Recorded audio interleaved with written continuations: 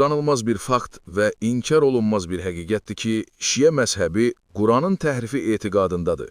Onların Quran barədə olan fikirlərindən biri də budur ki, Quran ayələri Allah və Rasulunun istəyinə uyğun şəkildə yazılmamışdı. Yəni, Quran İmam Osmanın zamanında cəm edilərkən, ayələrin tərtibi, yəni sıralanması, səhabələr tərəfindən bilərəkdən pozulmuşdu ki, ayələrin mənası dəyişilsin. Necə ki, Yəhudilər də Tövratı bu cür təhrif etmişdilər. Uca Allah onların bu təhrifi barədə xəbər verərək buyurur, Yəhudilərdən bəziləri kəlimələrin yerini dəyişdirir. Məlumat kimi onu da qeyd edək ki, şiələrdən fərqli olaraq əhl-i sünnətə görə ayələrin tərtibatı tövfiqidir. Yəni, hansı ayədən sonra hansı ayə yazılacaq, hansı ayədən sonra hansı ayə oxunacaq, bu sağlığında məhz Allah Rəsulu tərəfindən təyin edilmişdi və Allah Rəsulunun sağlığında səhabələr bütün Quran ayələrini onun təyin etdiyi tərtibatla oxuyardılar.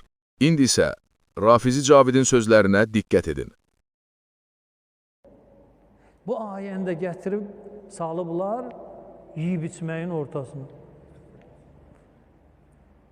O belə ayələr var ki, əvvəli bir şeydir, ortası bir şeydir, axırı başqa bir şeydir. Allahdan kəlmələr necə nazil olubsa, bir hərf belə əskiydir. Bir hərf belə Qurana artırılmayıb. Nə əskiydir, nə də artırılmayıb. Amma nə olub? Məkkə ayələri bir tərəfdə, Mədinə ayələri. Bir surənin içində həm Məkkə ayəsi var, həm də Mədinə. Niyə?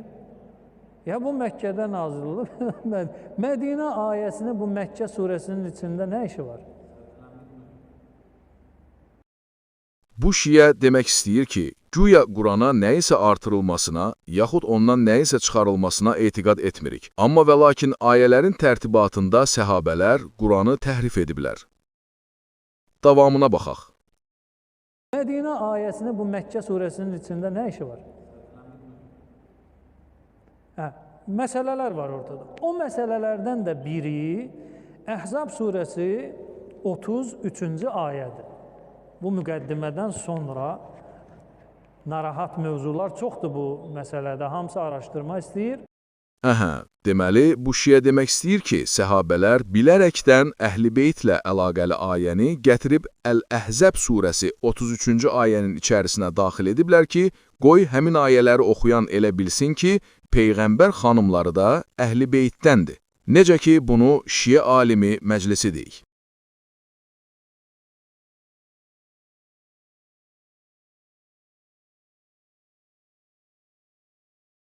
İndi anladınızmı sizlərə təqdim etdiyim ötən videoda nə üçün təqiyyə ustası Rafizi şiəsi Əli Əl-Qurani Quranın təhrifi ilə əlaqəli suala bu cür cavab vermişdi. Əl-Quran-ı Kərim muharraf əm la və idə kan cavab na'am muharraf hal yecuz an naqra el-Quran allazi beynə eydina. Təqiyyə ustası şiə alimi Əli Əl-Qurani'nin cavabına diqqət edin.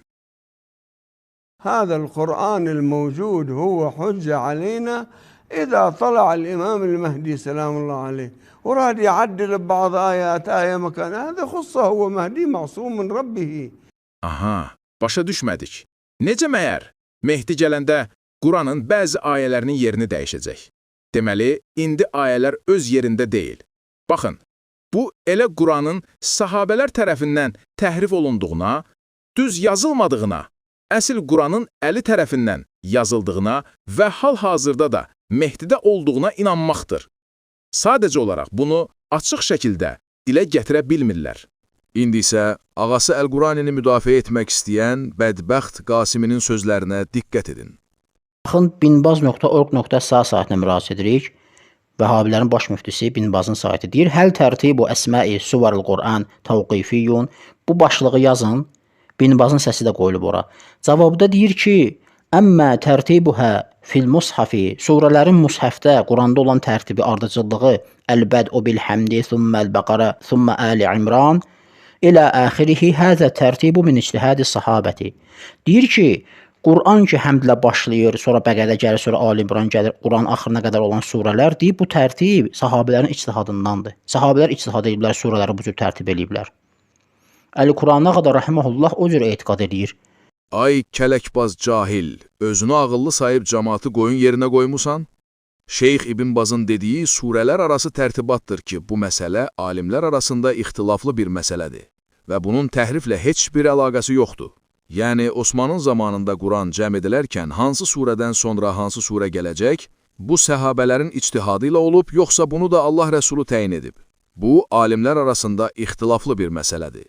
Ağanız Əl-Quraninin dediyi, şeyxiniz Cavidin qeyd etdiyi və bu bədbəxtin özünün o cümlədən də bütün şiyələrinə etiqad etdiyi isə, ayələr arası tərtibatın Allah və Rəsulunun muradına müxalif şəkildə yığılmasıdır ki, bu da elə təhrifin özü və təhrifin bir növüdür. Çünki surələr arası tərtibdən fərqli olaraq ayələr arası tərtibat pozulduqda bu birbaşa mənaya təsir edir.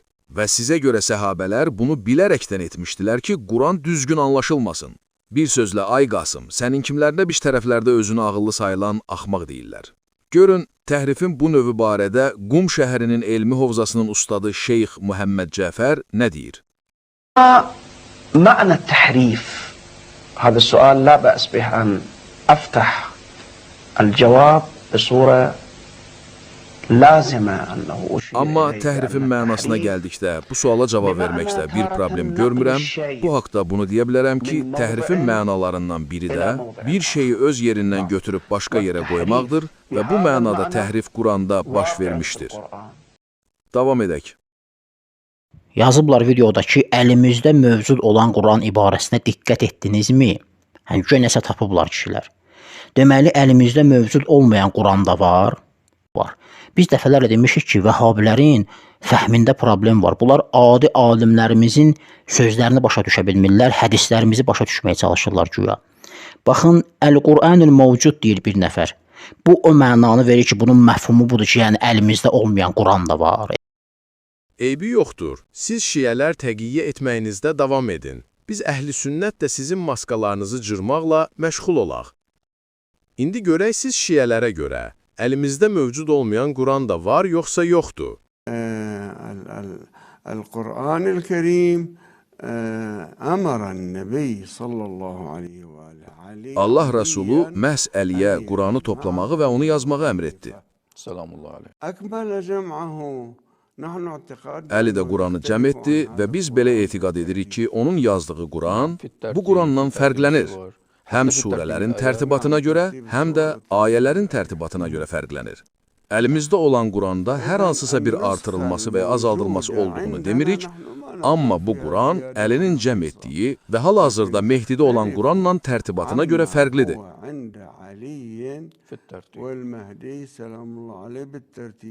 Bəs elə isə bu Quran bizim üçün hüccət sayılmırmı? Yox, hüccət sayılır. Çünki insanlar, yəni digər müsəlmanlar kimi bizə də Quranı oxumaq əmr edilmişdi. Və bizim əlimizdə onsuz da bu Qurandan başqa nüsxə yoxdur. O biri nüsxəyə gəldikdə isə o Əhl-i Beytdədir. Mehdi zuhur edib o Quranı ortaya çıxartdıqda hamımız ona tabi olacağıq. Neymətullah Əl-Cəzairi bir çox şiyyəni maraqlandıran bir sualı belə cavablandırır. Əgər deyilsə ki, Qur'anın dəyişdirilməsi ilə birgə onu oxumaq və onunla əməl etmək necə mümkün olur?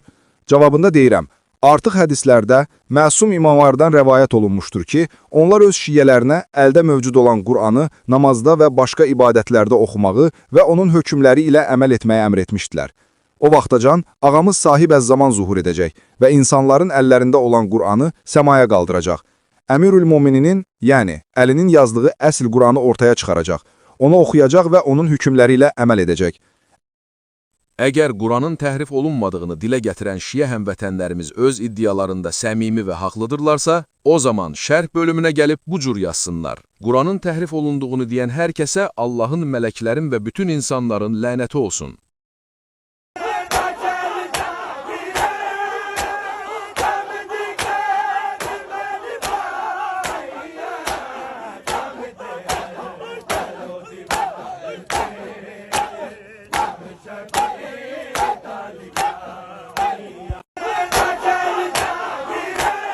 Ağıl və İslam neymətinə görə uca Allaha sonsuz həmd və sənalar olsun.